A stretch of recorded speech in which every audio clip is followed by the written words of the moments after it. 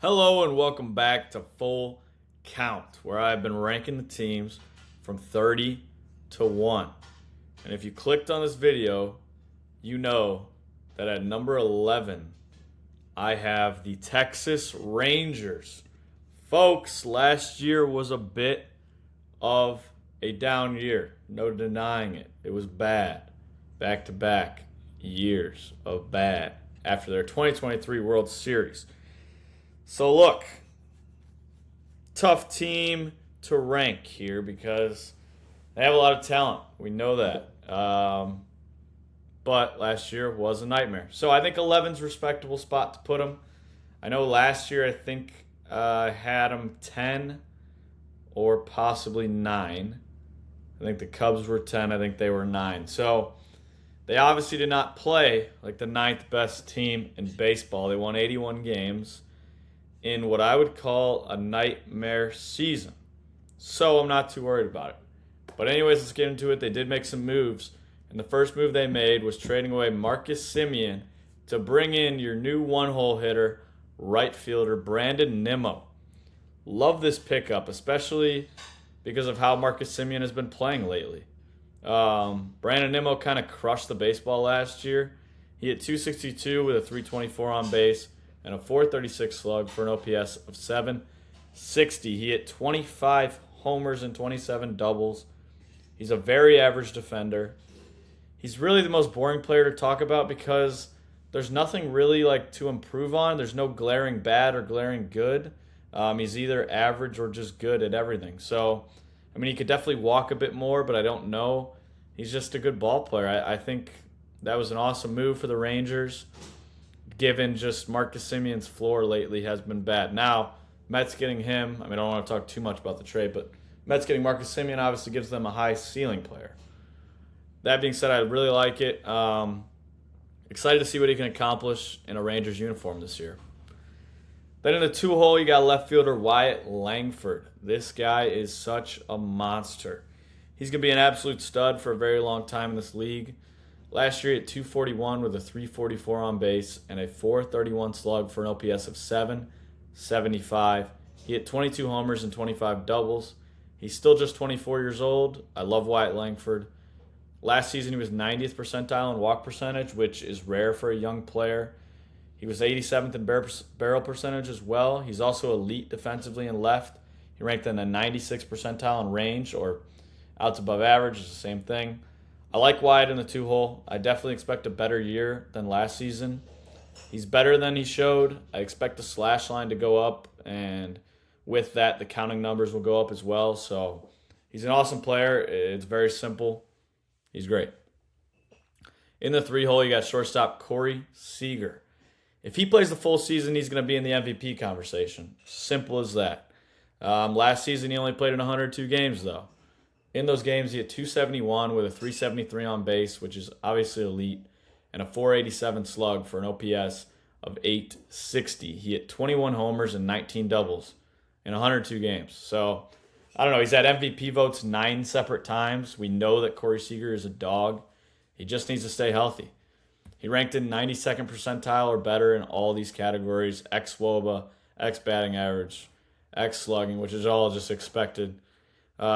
But then the real numbers: average exit velo, barrel percentage, hard hit percentage, and walk percentage. Just absolutely elite. There is some swing and miss in his game, and that's really the only negative. He's really solid there at shortstop as well. He's a good defender in a premier position, and absolutely a premier hitter for the shortstop position. So, obviously, I love Corey Seager in the 3-hole. If you clicked on this video, you love Corey Seager too. Everybody does. He's a dog. Then in the 4th spot, you got first baseman Jake Burger. Jake definitely had a bad year for his standards last season. In 2023, he hit 34 homers. In 2024, he hit 29 homers. And last year, he hit just 16 of them. He hit 15 doubles as well. The on-base percentage was glaringly low last season. He hit 236 with a 269 on base, like I just said.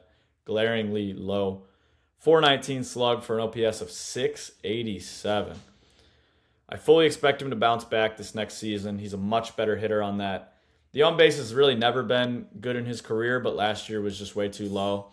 He chased too much last season. He struck out too much, and he whiffed a lot. He's not a good defender at first, but it's not about that for Jake. He's here to rake, and he did not rake last season. But like I said earlier, I expect to bounce back in 2026. He's always done it, so I fully believe that he'll be fine. And that's why he's projected in the 4-hole. The Rangers obviously believe that he'll be fine also. In the 5 spot in the order, DH Joc Pederson. This episode is very similar to my Braves episode if you watch, because it's another guy who just had a bad down year last season. Joc played 96 games, but they were an awful 96 games. He hit 181 with a 285 on base and a 328 slug for an OPS of 618. He hit 9 homers and 10 doubles. He had a negative .3 WAR. Like, he was just awful. Like I said, though, obviously that's a gigantic down year for him. I have no doubt that he'll bounce back this season. I don't think he'll be amazing. I don't see that, but I expect 20 homers and obviously a much better slash line, because that slash line's the ugliest thing of all time, and we know what Joc Pederson's done his entire career. I don't need to name it out. Everybody knows he's not that type of player. I think it was like a crazy streak he was on, so it probably mentally affected him as well. So I think he's going to be just fine. Then in the 6th hole, you got center fielder Evan Carter. This guy's still just 23 years old. I think he's going to be really good. Last year, he only played 63 games. He hit 247 with a 336 on base and a 392 slug for an OPS of 728. He hit 5 homers and 9 doubles in those games. He's super fast, and he's going to be a valuable defender out there in center. He's a guy that has absolutely raked in the past and in the minors as well. Last year, though, even in the minors, he couldn't hit. It was really weird. I've kept saying that I expect like so-and-so to have a bounce back, Jake Burger, whatever, talking about whoever really, to just have a bounce back. Jake Burger, who was a Joc Pederson, whatever. I keep saying bounce backs, but I don't know if I expect Evan Carter to have a bounce back. He just hasn't proven much, and last year was rough. Definitely rooting for him, though. I know a lot of Rangers fans are still high on him, but we just got to see what happens with him this season. I'm excited to see what he can do, but can't say I'm optimistic about it. And then in the 7th spot, third baseman Josh Young. Sorry, I don't know why I pronounced it like that. Another guy that was awesome in 2023, which most of these guys were. They had like a million All-Stars that season. This is a guy that didn't have as bad of a fall off as some of the other guys did last season, though. He had 251 with a 294 on base, which is obviously ugly, but a 390 slug for an OPS of 684. He hit 14 homers and 23 doubles. He really didn't do a whole lot well last year. He struck out too much, didn't walk enough, and didn't find the barrel a whole lot. So in his worst, he wasn't awful. I do expect a better season for him, though, with some lineup protection and offseason improvements. I like Josh Young. I like Josh Young. I think he's a good ball player. So simple player. All these players kind of like simple to talk about, but because it's all the same story, just bad, and they used to be good. 8-hole second baseman Josh Smith. He was kind of the only guy that played to his average last season. Josh Smith will be a solid second baseman for them in terms of value. He's just a glove you can count on over there. It's definitely nothing special at all, though. In terms of the bat, Josh is serviceable. Last season, he had 251 with a 335 on base, 366 slug for an OPS of 700. He had 10 homers and 23 doubles last year. He won a Silver Slugger somehow in 2024. I don't expect a whole lot out of Josh Smith this year, but he's decent, so I don't dislike him at all. Just not going to be too special by any means, which is fine in your 8-hole. Then catcher Danny Jansen. He's an absolute elite blocker behind the plate. Just last season, he had 215 with a 321 on base and a 399 slug for an OPS of 721. He hit 14 homers, which is fun for the catcher position. He's put together a decent career so far. Kyle Higashioka will be splitting some time with him at catcher as well, that's for sure. Kyle's also a bat, so is a solid bat. He's a solid bat, so I honestly like both of the options. In terms of Danny, though, because he's in the projected lineup, must talk about him. He takes his walks. He doesn't really chase. That's been something that's pretty consistent throughout his career, so I like that about him. I don't know if much else, though. He's not a good defender behind the dish, and he can't really hit, so he's probably the only guy in this lineup that I don't really like at all. The rest of the lineup I feel pretty good about, though. Maybe other than Evan Carter. But, yeah. The bench, you got Kyle Higashioka, which I just mentioned. Good hitter for catcher position. And then Andrew McCutchen. We know Andrew McCutchen. Sam Haggerty and Ezekiel Duran rounds out the bench. So I do like the bats. They're pretty good. But the story for the Rangers is their pitching. I mean, that's where you're going to win ball games. This 1-2-3 is pretty solid with some upside in the 4-5. So we'll get into the starting rotation right now. In the one spot, you got Nathan Eovaldi. He was so good last year. He threw only 130 innings, but he had a 1.73 ERA. He's had a very long and impressive career. He'll be entertaining this in his 15th season of his career this season, or he'll be entering his 15th. I don't know why. But anyways, I fully expect him to be solid this year again. Last year, he was in the 98th percentile in walk percentage, 88th in expected ERA, so it wasn't such a lucky ERA. He was 98th percentile in overall pitching run value, which is obviously awesome. He's been pretty good in all of his last 8 seasons. He's consistent and he's good. I obviously don't think he can keep up those numbers for the whole season, the 1.73 ERA, but he's going to be solid. Now, if it was up to me, he would not be the ace of this staff, though. That would be the man up next, who we'll get into. Jacob deGrom in the 2-hole. Jacob deGrom is still an animal. Last season, Jacob deGrom threw 172 innings, which was so refreshing to see as a baseball fan, and he had an ERA of 2.97. He'll be entering the year 13 of his career this season, and I'm excited for it. He's a 2-time Cy Young winner. He's received Cy Young votes 7 times in his career for a reason. Like, the man is a dog. Last season, he was also in the 98th percentile in overall pitching run value. He still throws heat, as he ranked the 92nd percentile in pitching velo. Jacob deGrom is still awesome, and everyone watching this video already knows that, so I can totally move on. Fully expect for him to be awesome again this season, though. The stuff is too good. In the 3 spot, Mackenzie Gore. What an awesome addition for the Rangers. It really makes the outlook of this rotation look a lot stronger just because of the name. He's a guy that, to me, was always had more hype than he deserves, though, because he really doesn't produce much at all. He's a lefty that throws hard and is relatively young still. I get that. But he really isn't very good at all. He's just average. I don't understand the hype. Anyways, though, Mackenzie Gore had an ERA of 4.17 last season in 159 innings pitched. He was an all-star for the first time, which is cool for him.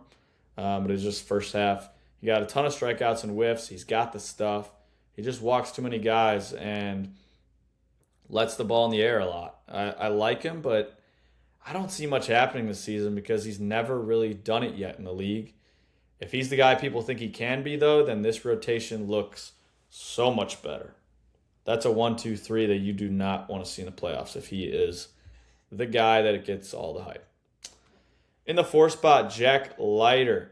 He had a solid season last year, full of ups and downs, but the overall number turned out all right. He threw 151 innings for an ERA of 3.86. He's got a heater that's going to rank in the top of baseball. We know that about him. Last year, though, he walked too many people, gave up barrels, and gave them up in the air at that. So, just not a good recipe for success. His fastball run value was 90th percentile last season, so that's nasty. I think he needs to limit his walks, obviously. Free runners are never a good thing. He also needs to tweak his slider or throw that changeup more because that thing is nasty. I don't know, though. He's very exciting. Can't wait to see what he can pull off this year. I really like the upside here in the 4 spot. I think he's got a Cy Young coming in his future. In the 5 spot, Jacob Latz. Okay, is it weird to say that I'm kind of really excited about this season for Jacob Latz? Like, I think he's got disgusting stuff. He's going to get whiffs. He's going to get his strikeouts. Yes, he does walk too many guys, but that's something that he can fix.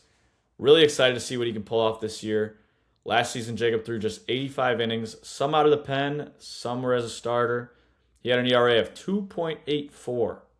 Pretty awesome. That's intriguing for sure. But that's not even why he excites me. I just think that his four-seamer and his slider are both nasty. He might want to throw away the other two and just be a two-pitch pitcher. Like, people are successful with that in this league. I don't know the reasoning other than that, but I just feel a really good year this season from Jacob Latz. Really excited about it. And then, you get into injuries. You got Jordan Montgomery that's still there, and he's going to be back around All-Star break. He's going to make this rotation look better. And Cody Bradford is injured as well. Don't know when he's back. But, yeah, getting Jordan Montgomery back is obviously going to be huge because he's a guy that we know is he can do it, especially in the playoffs. So, really like the starting pitching for the Rangers. And I really like when Jordan Montgomery gets back, it looks just so much better too. So, really, really fun starting pitching. And that is where they get a lot of their wins this year. Bullpen, Robert Garcia, Chris Martin, and Jacob Junis are kind of the guys that I'm biggest on. Jacob Junis, I think, is really sneaky good. So, I'm going to be honest, guys. I think this is my easiest over out of any team in this out of all 30 teams, this is probably the over that I am most confident in.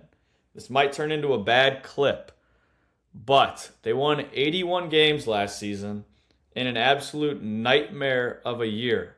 81 games. I think this is an easy over. The over-under is 83.5. So just 3 more wins than your nightmare season, and this team is there. So, yeah, I can't even say I'm that high on the Rangers. I just think the over/under is way too low. So I think it's that's why I say my easiest over. Like, do I think they're going to win that division? No, I probably don't think, because I'm really high on the Astros this year, and obviously the Mariners are very good. So I think, probably the easiest over I've ever done in a video, in anything. Just need a 3-game improvement from the nightmare last season, and they'll get it done. And you added some premier pitching. Jordan Montgomery will be back. You add Brandon Nimmo you got rid of Marcus Semien, but you're just fine. The bullpen is probably the only bit of worry that I have with this team not getting that over. But I feel really safe about the over 83.5 wins for this Texas Rangers ball club. If you're a Rangers fan, I'm rooting for you guys. I love some AL West baseball. I really do like every single team in the AL West except for probably the Astros. I think the Astros are going to win it, though, to be honest. But Rangers could be legit this year. If everybody does what they used to do, it's a lot to ask. But if that happens, there's a world where they win the division and people are like, oh, wait, can they just win another World Series in the last 3 years? So that could be fun. But yeah, if you're new here, there's a code right there. If you want to go to your Rangers games, use SeatGeek. $20 off your first purchase. And thank you guys for watching. If you like it, support the channel, subscribe. I'll be talking probably one video every week during the MLB season. So, yeah, if you like it, support it, subscribe, and over on the Rangers. Thank you guys for watching. Go Rangers. Peace.